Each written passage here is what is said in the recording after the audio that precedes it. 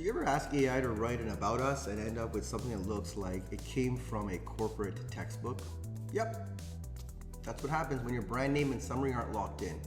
You might think you've got those pieces figured out, but if your AI tools keep spitting out vague and forgettable content, it's probably because you haven't clearly told them who you are. And I'm here to fix that. I'm Sandeep, and this is Brains, Bots, and Business, where we're all in on AI without losing what makes you, you. This is episode 1 of our Brand Pillars mini-series, where we're going to break down how each pillar of your brand impacts your AI marketing. Today we're going to start with the two most foundational elements, your brand name and your brand summary.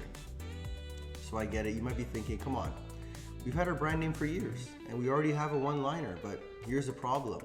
Is your name functional? Is your summary specific enough that your AI can build on it without going rogue? Because if it's not, you're going to keep getting generic sounding content that misses the mark completely.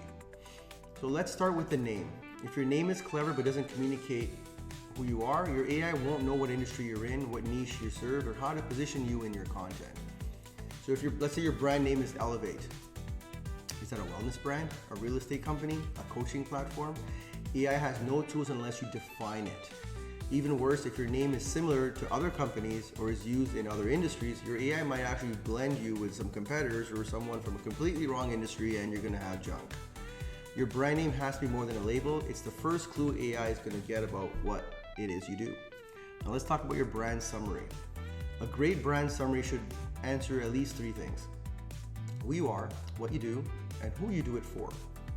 Give you an example.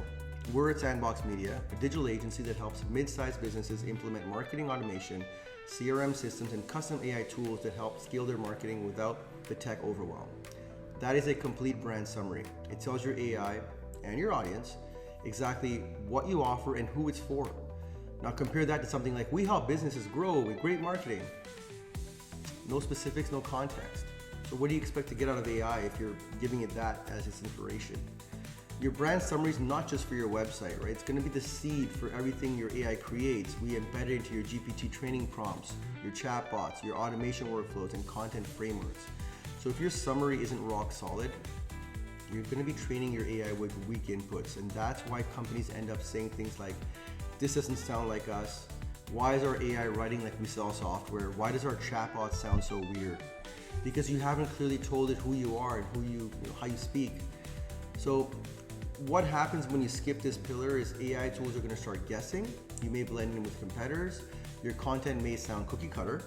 Your team's going to waste time rewriting or redoing what AI is doing wrong. And worst of all, if you don't catch it, your customers are not going to know what you do, and neither will your automations. This is about setting up your AI infrastructure correctly off the bat. So if your name and brand and summary aren't clear, consistent, and structured, you're not only going to confuse your customers, your AI will be confused.